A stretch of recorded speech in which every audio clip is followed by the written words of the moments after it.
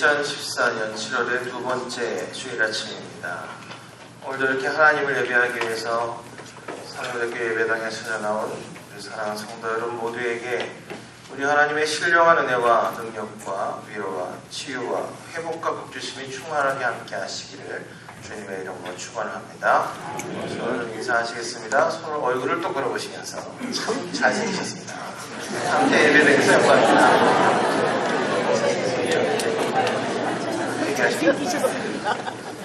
또 다짐하겠습니다. 하나님께서 보시다는 예수님의 생만큼 소중한 사람이다. 시작. 하나님께서 보시다는 예수님의 생만큼 소중한 사람이다. 아멘. 정말 하나님께서는 우리를 예수님 생명만큼 아끼시고 우리 생명을 지켜주십니다. 모든 환난과 곤란의 자리에서 우리를 일으켜주시고 힘주고 사명 주어서 살게 하십니다. 그러므로 정말 하나님의 이런 기대에 합당한 믿음의 삶들을 다 살아가시기를 주님의 이름으로 부탁드립니다. 자, 오늘 숨은 사명 찾기라는 제목으로 하나님 말씀 증거하겠습니다. 제가 가끔 하는 얘기 중에 하나 있는 건데 이런 이야기가 있습니다. 태초에 세상을 창조하신 하나님께서 소를 만드시고 말했습니다. 넌 60년만 살아라. 근데 오래 사는 대신에 평생 사람을 위해서 일만 하고 살아야 된다. 그러니까 소가 말하기를 그렇게 살려면 30년만 살고 30년은 버리겠습니다. 그랬습니다. 또 하나님이 개를 만들고 말했습니다. 야, 너 30년 살아라. 그 대신 사람을 위해서 집을 지켜야 된다. 그러자 개가 그러면 저는 15년만 살고 15년 버리겠습니다. 그랬습니다. 하나님이 다음에 원숭이를 만드시고 말하기를 야, 너도 30년만 살아라. 대신 평생 사람을 위해서 재롱을 떨어야 된다. 그러니까 원숭이도 15년만 살겠고 15년 버리겠다 그랬습니다. 다음에 하나님이 사람을 만드시고 야, 너는 모든 동물들이 너를 위해서 시종을 들어줄 거니까 25년만 살아라. 그 대신 생각할 수 있는 능력을 주마. 그랬습니다. 사람은 좀 섭섭해요. 그래. 소가 버린 30년, 개가 버린 15년, 원숭이 15년 주세요. 그래서 가져갔어요. 사람은 태어나서 25년간은 자기 생각대로 살고 그 후에 30년, 25세, 55세는 소처럼 일하며 살고 그러면 개가 버린 15년은 은퇴해서 집 지키고 살고 그 다음에 원숭이가 버린 15년은 손자 손녀에게 재롱 부리고 산다. 천천히 내려오고 있습니다. 그럴 얘기는 한데 이건 우리 인생에 주신 사명을 배제했을 때 그런 게 없다. 그냥 살아갈 때 그래 고개를 끄덕거릴만 얘기가 됩니다. 하나님 주신 사명을 붙잡은 인생은 세월을 마냥 그냥 흘러보내는 것이 아니고 붙잡고 아끼고 목적대로 쓸 줄 아는 겁니다. 하나님은 제가 누차에 걸쳐서 말씀드린 것처럼 이 상식을 무시하지 않으십니다. 어떤 분은 하나님은 사람을 지으셨을 때도 이 마인드를 관철했다라고 말합니다. 천지창조를 다 마친 후에 하나님과 아담이 에덴 동산을 걸으며 대화를 나눴습니다. 먼저 아담이 하나님께 여쭈었습니다. 하나님, 하와는 정말 예뻐요.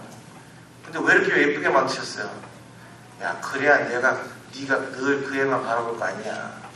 그래서 아담이 다시 하나님께 물어봤습니다. 하와의 피부는 정말 부드러워요. 왜 그렇게 만드셨어요? 그래야 네가 늘 맨날 그 애를 쓰다듬을 거 아니냐. 근데 하나님, 하와는 좀 멍청한 것 같아요. 왜 이렇게 만들었어요? 하나님 말씀하셨어요. 바보야. 그래야 걔가 널 좋아하지. 하나님의 유머러스한 면인지 모르겠지만 하여튼 얘기는 그 사명이나 나를 향한 하나님의 뜻이 그 심오한 경지에 있는 잘 알 수 없는 것이라고 하는 이 편견을 버리고 아주 그 상식적이고 눈에 보이는 일반적인 진리 또한 무시하면 안 된다는 것을 말씀드리다 옆으로 센 겁니다. 자, 우리가 지난주에도 느헤미야 말씀 봤습니다. 1장 말씀 봤는데 내 사명은 무엇인가라는 첫 번째 말씀으로 말씀드렸습니다. 지난주부터 등장한 주인공이 평신도 지도자였던 느헤미야였습니다. 오늘도 하나님께서 쓰임받은 이 느헤미야의 믿음과 삶을 통해서 하나님께 쓰임받은 느헤미야의 삶을 통해서 오늘 사는 그리스도인의 모범을 삼는 우리 모두가 될 수 있기를 주님의 이름으로 축원합니다. 간단하게 지난주 얘기를 잠깐 하고 넘어가면 느헤미야는 100년 이상 무너진 채로 황폐하게 예루살렘 성벽을 52일 만에 재건을 이룬 놀라운 지도자였습니다. 그렇지만 느헤미야는 선지자도 아니었고요. 제사장도 아니었고 예언자도 아니었습니다. 그냥 일개 정치인이고 평신도였습니다. 그렇지만 하나님 주시는 사명을 붙들고 무너진 성벽을 그리고 함께 그 민족의 자존심을 함께 회복시킴으로써 다시 한번 이스라엘 가운데 부흥이 오도록 주도했던 믿음의 사람이었습니다. 지난번에 주목했던 것은 이 느헤미야가 단 한 번도 환상 중에라도 하나님의 음성으로 이게 네 사명이다 라고 들은 일이 없다 했습니다. 사명을 가짐에 있어서 단 한 번도 하나님이 직접 나타나셔가지고 모세에게 말씀하셨던 것처럼 직통 계시를 받은 적이 없었다는 겁니다. 그리고 단 한 명의 예언자도 느헤미야를 찾아와서 너는 성벽을 재건할 사명을 받았다고 예언해 준 적도 없다고 했습니다. 이건 우리에게 많은 위안이 되는 얘기입니다. 우리 중 대부분의 사람들이 이 느헤미야처럼 사명을 받기 때문입니다. 물론 어떤 사람들이 와서 예언해 줄 수도 있겠지만 과연 이게 믿을 수 있는지가 항상 문제가 됩니다. 이런 점쟁이적인 예언이 얼마나 기독교 수준을 떨어뜨렸는지 모릅니다. 제가 가끔 얘기한 예수도단의 그 초창기 전승 얘기, 그 예수도단 그 YWM의 지도자였던 로렌 커닝햄이 어렸을 때 이웃에 어떤 사람이 와서 전쟁에 나간 커닝햄의 아버지가 전사했다는 환상을 봤다고 예언해 줬습니다. 그때 이 커닝햄의 어머니가 아주 지혜로운 여인이었습니다. 먼저 아주 감사하다는 말을 전하고 나서 다시 단호하게 말하기를 이 일은 우리 가족에게 매우 중요한 일이기 때문에 우리에게 직접 말씀하실 것이다 라고 말하고 그 사람을 돌려보낸 후에 가족들이 함께 기도했습니다. 그러면서 응답받고 말하기를 아버지가 돌아오시는데 환자복을 입고 돌아오실 것이다 말했고 얼마 있지 않아서 전장에서 부상한 커닝햄의 아버지가 환자복을 입고 귀가했습니다. 그러니까 엄한 점쟁이적인 환상과 예언을 얘기하는 사람들의 말에 현혹되지 말고 우리 인생에 가장 관심을 가지시고 가르쳐주시는 하나님께 자신의 삶의 문제를 묻는 지혜로운 성도들께 성도들이 되기를 축원합니다. 무엇보다 중요한 것은 하나님은 우리에게 사명을 주시는 분이고 어떻게 이렇게 하나님께 사명을 받은 자만이 하나님께 쓰여진다는 겁니다. 그렇기 때문에 이 예배를 통해서 하나님 주시는 사명을 좀 발견하고 깨닫고 그 사명에 목숨 거는 여러분들 되시기를 오늘도 주님의 이름으로 축원합니다. 자, 느헤미야가 어떻게 자기의 사명을 깨달았냐? 지난주에 첫 번째 말씀드린 건 뭐냐면 관심이 사명이다 했습니다. 여러분 이거 꼭 기억하셔야 됩니다. 내 안에 있는 부담과 관심과 열정이 바로 사명이 됩니다. 언제가 제가 사명에 대한 설교를 어느 교회에선가 했는데 그 중에 즉각적으로 그날부터 선거대 연습에 참석하지 못해 계셨습니다. 마음에 항상 부담이 있었던 것을 실행에 옮겼다는 겁니다. 관심과 부담은 분명히 지금의 크고 작은 사명일 수 있습니다. 여러분에게 관심과 부담을 주신 분야가 있다면 그게 사명이라는 걸 기억하시기 바랍니다. 미국의 그 일리노이주에 우체부로 정년 퇴임을 했던 프리슬리라는 사람이 있었습니다. 그는 은퇴할 때 매달 받을 얼마의 연봉하고 은행에 예금해 놓은 $1200가 그의 전 재산이었습니다. 그런데 은퇴한 우체부는 언제나 선한 마음을 가지고 동네 사람들에게 친절하게 자기가 알고 있는 꽃을 가꾸는 방법이라든지 새를 키우는 방법 같은 거를 가르쳐주면서 아주 즐겁게 지냈습니다. 이웃 사람들도 은퇴한 우체부를 지극히 사랑했습니다. 어느 이 프리슬리는 이웃들을 위해서 뭘 도울 게 없을까 생각하다가 일리노이주 사람들이 바다와 멀리 떨어져 생활하기 때문에 이 바다를 구경하고 싶어하는 마음이 간절하다는 걸 알았습니다. 그래서 프리슬리는 그들에게 바다 구경을 시켜주리라 생각하고 결심하고 바다에 관한 책을 읽으면서 사람들에게 설명해 줄 자료를 준비한 후에 바다 관광을 할 사람들을 모집했습니다. 수백 명이 몰려왔습니다. 프리슬리는 그 사람들을 버스에 싣고 플로리다주의 마이애미 비치에 데려가서 구경을 시켜줬습니다. 그리고 바다에 대한 자세한 설명도 해줬습니다. 사람들이 즐거운 마음으로 관광을 하고 돌아왔습니다. 근데 다음번에는 더 많은 사람들이 바다 관광을 가겠다고 신청을 또 했습니다. 그는 봉사할 마음으로 시작했는데 갑자기 많은 돈을 벌기 시작했습니다. 얼마 후에 사람들은 프리슬리에게 바다만 구경시켜줄 게 아니고 다른 관광 명소도 안내해 줄 것을 부탁하기 시작했습니다. 이제 프리슬리는 이 플로리다주만이 아니라 미국 전 지역을 커버하는 관광 회사를 설립하고 많은 사람을 위해 봉사하게 됐습니다. 은퇴한 후에 쭈그려 앉아만 있는 것이 아니고 남에게 어떤 도움을 줄 수 있는가를 생각하다가 이게 노력한 결과 이 82살의 프리슬리는 재산이 $700만, 우리 돈은 63억 정도 되는 거부가 되었다는 전설이 미국 일리노이주에서 내려오고 있습니다. 이처럼 이웃과 그들의 필요에 대한 구체적인 관심이 결국 우체부 은퇴 후에 새로운 사명이 돼서 또 놀라운 인생을 영위하게 됐다는 겁니다. 하나님께서 일에 물질적 축복하여 주셔서 칭찬해 주신 것입니다. 본문의 느헤미야는 유대와 예루살렘에 대한 부담이 있었습니다. 오늘날도 하나님은 이런 사람을 찾으십니다. 주님이 여러분에게 주신 마음이 있다면 그 일의 승부고는 하나님의 백성도 되시기를 축원합니다. 이제 오늘 두 번째로 기억할 것은 눈물이 사명이다 라는 겁니다.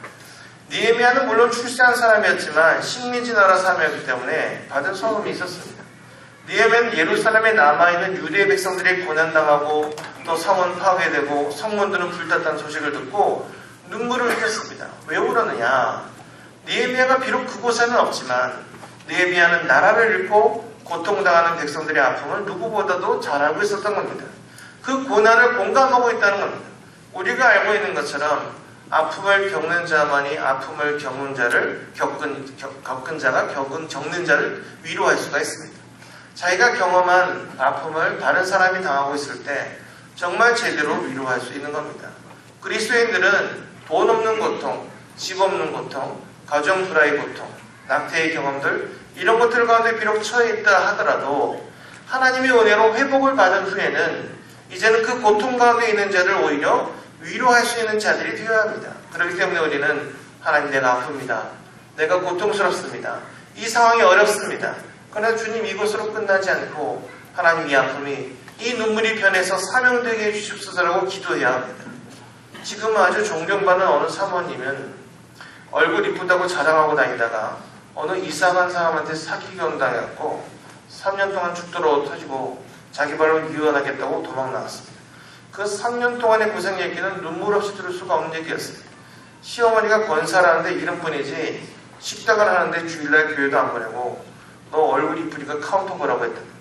신앙도 무너지고 남자도 결혼 전에는 주가로 쫓아냈는데 결혼 후에 싹 빼내버리더라고요. 예수님 쫓아다녀야지 여자 쫓아다니다가 잘된 인생이 별로 없습니다. 여자도 마찬가지입니다.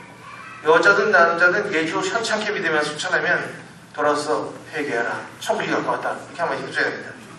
하여튼 3년 동안 엎어지고 나서 신앙 다 망가지고 이쁜 얼굴도 다 망가졌습니다. 그리고 주님 앞에 묻고 회개하고 기도하기를 주님 내 아픔을 좀 역전시켜 주시옵소서 하면서 1년을 매달렸습니다. 인생의 비극을 역전시켜달라고 기도하면서부터 하나님께서 그 인생에 다시 역사하기 시작했습니다. 하나님께서 이 사모의 믿음과 삶을 회복시켰습니다. 지금은 굉장히 신실한 분하고 재혼해서 아들 낳고 너무 잘 살고 있습니다. 지금 남편 되시는 분 유명한 청년 사역자입니다. 상처받은 청년들이 이 목사님께 상담받으러 찾아옵니다. 근데 사모님이 목사님 어디다가 돌아오시기 전에 모아놓고 청년을 앉혀놓고 자기 얘기를 쭉 합니다. 3년 동안 터지고 고통당함을 다 얘기해 줍니다. 한 1시간 만에 2시간 막 얘기하다 보면 나중에 사모님이 깜빡하고 묻습니다. 야 근데 니네 왜 왔냐? 이 청년이 아유 사모님 이미 응답도 받았습니다. 사모님 얘기 들으니까 제 고통은 아무것도 아닙니다. 사모님 얘기 들으니까 제 인생에도 소망이 있다는 걸 알았습니다. 내 인생을 죽는 것이 아니라 40단의 희망을 갖으면 그건 다 가능합니다. 목사님은 아무도 없다는 겁니다. 사랑하는 여러분, 이 땅에 많은 정치인들이 백성들의 눈물을 씻어주겠다고 하면서 나옵니다. 근데 뇌물을 취하고 자기 이득을 챙기면서 말은 나는 여러분을 위해서 일하겠습니다 라고 하는 게 얼마나 많았습니까? 그러면서 해내는 사람이 없었습니다. 왜?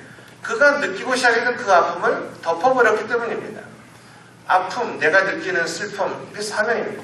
이혼한 가정의 자녀들이라면 누구보다도 이혼한 가정의 자녀들을 위로할 수 있을 것입니다.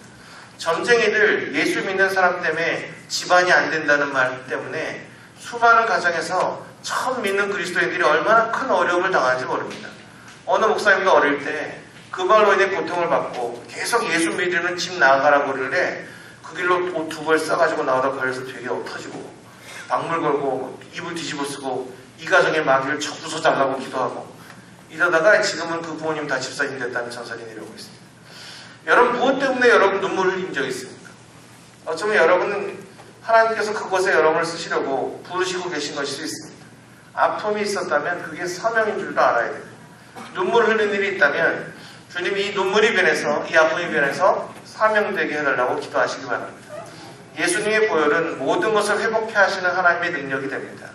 하나님은 아픔으로 망하는 백성이 아니라 그것을 회복하고 사명받아서 역사하게 하시라는 계획이 있으십니다. 여러분도 지난 과거의 아픔을 그냥 덮어버리지 말고 그 주님 앞에 내놓고 치유받고 사명으로 감당하는 하나님의 거룩한 종들이 되시기 바랍니다. 예수 그리스도의 보혈은 이 모든 것을 회복해 하시는 하나님의 능력입니다. 하나님의 아픔으로 망하는 백성이 아니라 그것을 회복하고 사명받아 역사하게 하시는 계획이 있음을 믿으시기 바랍니다. 그래서 약점을 회복하고 이겨내면 오히려 사명이 될 수 있는 것입니다. 세 번째로 기억할 것은 축복의 사명이다, 이런 얘기입니다. 축복의 사명이다. 니에미아는 포로된 식민지 사람이긴 했는데 페르시아 제국의 황제의 그 생명을 책임지는 술관원이었어요. 술관원은 지금 말하면 경호실장하고도 맞먹는 사람입니다. 단순히 내시처럼 옆에 앉아서 한 잔 받아없어서 이런 술관원이 아니고 왕의 음식을 먼저 먹고 검열하는 기미상궁 그 정도는 있죠. 아주 중요한 관리였다. 니에미아는 무엇을 통해서인지 몰라도 왕의 청례를 받았고 식민지의 민족, 적국의 사람인데도 왕의 생명을 주관할 수 있는 그 위치까지 올라갔던 겁니다. 니에미아는 굉장히 출세한 사람입니다. 그러니까. 근데 11절 말씀에 보면 주여 구하오니 귀를 기울이사 종의 기도와 주의 이름을 경외하기를 기뻐하는 종들의 기도를 들으시고 오늘날 종으로 형통하여 이 사람들 앞에 은혜를 입게 하옵소서라고 기도하고 있습니다. 무슨 말이냐? 내가 지금 술관원이라고 하는 축복을 받았는데 주님 이 축복이 어떻게 쓰일 수 있을지 주님 가르쳐 주십시오. 이런 얘기를 하고 있는 겁니다. 이렇게 축복이 사명이 되는 겁니다. 여러분들이 남보다 하나 더 가진 것이 있다면 그게 사명일 수 있습니다. 세상은 비교하게 만들고 열등의식에 빠지게 만듭니다. 참 한심한 학생들은 등수가 전교에서 막 10등 내들면서 서울대는 따놓은 사람들이 교회 와서 기도 시간에 목사님께 기도해달라면서 저를 위해서 기도해주세요. 저는 머리가 나빠요. 이런 소리 합니다. 이런 건 비극입니다. 이렇게 말하는 사람들은 머리는 좋을지 몰라도 전문용어로 쪼다 같은 사람입니다. 자기보다 위에 있는 9명을 보니까 자꾸 자기가 머리 나빠 보이는 거지. 그럼 자기 뒤에 있는 40명은 어쩌는 얘기입니까? 십자에 못 박혀 죽으라는 얘기입니까? 하나님 나라는 나보다 나은 사람들하고 비교해서 내가 열등감에 빠지는 게 아니고 이 세상을 봐야 됩니다. 소득도 사람들 얘기 아시죠? 어떤 시인이 이런 시를 썼잖아요. 아침에 일어나니까 손가락 하나가 없어지네. 다음날 일어났더니 2개가 없어지네. 이게 시예요. 앞도 안 보이고 코도 없어지고 손도 손가락도 없어지기 때문에 제대로 움직이지 못하는데 그런 사람들도 그래도 감사해가지고 나름대로의 생활을 살아가고 있습니다. 그들을 볼 때 우리는 당연히 축복받은 백성들입니다. 이처럼 우리의 축복이 무엇인가를 발견하게 되므로 사명을 감당하는 주님 백성 되시기를 바랍니다. 언제까지 나보다 나은 사람 보면서 난 머리가 나빠요, 난 가난해요, 이러겠습니까? 어떤 사람이 목사님과 대화 중에 좀 큰 집으로 이사가면 좋겠다는 얘기를 하더라고요. 집이 적다고 해서 몇 평이냐고 물으니까 69평이랍니다. 물론 90평 집에 비하면 69평이 적은 게 사실입니다. 어느 집사님 집에 신방하러 갔는데 100평짜리 아파트인데 목사님 모시면 하는 말이 누추한 집에 와서 감사합니다. 100명이 누추하고 69평이 적으면 우리 같은 사람들 어떻게 살아는 거예요? 제가 살아본 기억주 중에 자리야 4, 5평짜리 있었는데 그럼 이건 고양이 집입니까? 우리가 5평 산다고 해서 100평 보고 부럽다 그럴 수 있습니다. 그렇다고 열등감에 빠지지는 말라 이런 얘기입니다. 역전마다 노숙하는 사람들 뒤에서 보면 축복받은 사람들입니다. 나눌 수 있는 그 무언가가 우리에게 있는 게 축복이라는 겁니다. 그게 사명입니다. 남들보다 키가 좀 큰 사람들 그 사람도 나름대로 사명이 있을 겁니다. 키가 큰 게 축복입니까? 아닙니까? 이게 축복입니다. 이런 사람이 있으면 저는 키가 좀 작았으면 좋겠습니다. 좀 맞아야 됩니다. 이게 키가 작은 사람 얘기 들으면 치명적인 얘기죠. 그 쪼다리들의 아픔을 모르니까 그런 소리 하는 거예요. 거기서 가면 그런 소리 해요. 남들보다 좀 잘나게 있다면 주님 나에게 주셔서 감사합니다. 이게 키가 크면 교회나 집에서 못 박을 때, 물건 올릴 때, 위에 거 꽂아줄 때 이런 거 써야 됩니다. 그런데도 쓰임받을 수 있는 게 얼마나 좋은지 모릅니다. 남들보다 노래 잘하십니까? 그게 사명이 있는 겁니다. 축복입니다. 요즘은 목소리가 나빠서 찬양 못하겠습니다. 이런 말 말이 안 됩니다. 주님은요, 우리 목소리를 받으시는 게 아닙니다. 저는 음감은 좀 있는데 박자 감각이 떨어집니다. 지난주에 예배 전 찬송 부르다가 아주 헤맸습니다. 도대체 왜 내가 생각하지 않은 데 음표가 있는지 그렇게 헤맸습니다. 그럼 주님이 안 받겠느냐? 그건 아니라는 겁니다. 내가 무언가 할 수 있는 그것에 대해서 감사하는 백성은 계시기 바랍니다. 이 가운데 손가락 기신 분들 계시죠? 축복입니다. 그 축복을 어디다 쓸 것인가를 발견하는 하나님의 백성들이 되셔야 됩니다. 어떤 사람들은요, 막 손가락이 떡볶이같이 무뚝무뚝해갖고 운시력 보기 좋은 사람들이 있습니다. 근데 여러분 인생을 보면 50등 하는 사람도 그 인생도 망가지지 않습니다. 인생은 성적순이 아니고 사명순이다. 노숙자들을 보십시오. 사람들이 지나갈 때마다 자존심 버리고 구걸합니다. 그들에게는 돈이 없는 게 비극이 아니고 비전이 없는 게 비극입니다. 이런 사람들이 구걸을 하면 그래도 좀 마음만 있으면 좀 주려고 하는데 우리가 마음속에 가능한 한 좀 단위가 낮은 돈으로 주고 싶어 하지 않습니까? 누구나 그렇습니다. 그래서 경험해본 사람들은 아는데 이 안 보고 주머니 속에서 이렇게 1,000원, 5,000원, 만원 가리는 게 쉽지 않습니다.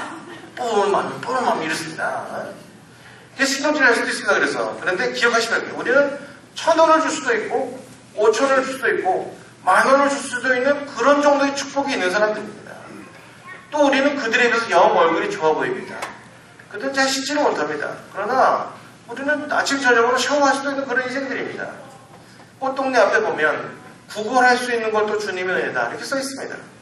이렇게 교회에 나올 수 있는 것, 예수님 믿은 것, 이거 다 주님의 축복입니다. 심신이 좀 아프고 어떤 핍박이 있고 어려움이 있고 내 인생에 패배된 것이 좀 있지만 하나님을 아는 것이 축복이라면 이것을 사명으로 여기고 하나님의 역사를 이루는 한 종들이 되시기 바랍니다. 하나님 이 땅에서 그런 사명자들을 찾으십니다. 여러분은 무엇에 여러분의 목숨을 걸고 원하십니까? 여러분의 인생을 어디 걸기를 원하십니까? 무엇에 여러분의 모든 것을 좀 던져보고 싶습니까? 지난주에 잠깐 말씀드린 윌버퍼스라는 사람이 있었습니다. 평생을 노예 폐지운동 하다가 72세에 다 이루고 2달 만에 쫓겨난 그런 인생. 이런 멋있는 인생 살 수 있기를 소원합니다. 우리 가운데 하나님 주신 축복으로 다른 사람들을 감쌀 수 있는 그런 사명들이 나오기를 소원합니다. 사명을 얻기 위해서 주님의 직통 계시만 필요한 게 아닙니다. 누군가의 예언이 필요한 게 아닙니다. 나의 마음에 주시는 그 부담감이 그에게 주셨던 그 아픔이 나에게 주셨던 그 축복이 사명이라는 것을 명심하시기 바랍니다. 저희의 사명이라면 주님 이 땅의 푸른 제복인 젊은이들에게 이 땅의 부흥을 주도하게 할 수 있는 능력을 주시옵소서. 이 상무대교회 울나라에 있는 장병들의 심신이 온전히 치유받는 역사를 내려주옵소서. 이것이 우리의 저의 사명일 수 있습니다. 여러분 지금 아직도 부흥의 때일 수 있습니다. 아직도 주의 역사가 일어날 때입니다. 지금 하나님께서 말하신 부흥을 우리 가운데 일으키려고 하십니다. 부흥이라는 것은 다시 살린다 이런 뜻입니다. 부흥의 때 소명을 잃어버리고 사명 잃어버린 자들이 그 사명을 다시 찾고 살리는 것이 진정한 부흥인 줄로 믿습니다. 여기는 모든 하나님 백성들 여러분 각자에게 주시는 하나님의 사명을 품기를 바랍니다. 그것이 없는 사람이 있다면 오늘 하나님이 간절히 기도하시기 바랍니다. 여러분에게 주신 사명이 뭡니까? 어떤 곳에도 하나님의 능력을 흘러가게 할 수 있는 줄로 믿습니다. 여러분이 지금 가진 마음의 부담과 관심이 사명입니다. 여러분이 경험한 슬픔과 눈물과 약점과 열등감이 오히려 사명일 수 있습니다. 그리고 여러분이 주신 축복들 또한 사명 때문에 주신 것입니다. 이 사명으로 부르심 앞에 응답할 수 있는 상무대교회 모든 성도들 되시기를 축원합니다. 이 시간 기도하겠습니다. 이 시간 기도할 때 하나님 내게 주신 사명을 알게 해주옵소서. 내게 사명 주시고 내 사명을 깨끗게 해주시옵소서라고 기도할 수 있기 바랍니다. 이미 주신 사명을 발견하신 분들은 주신 사명 붙잡고 사명 이루어내서 속히 이 세상에 영향력을 바라는 인생 될 수 있기도 하더라고 기도하시기 바랍니다. 기도하겠습니다. 살아계신 하나님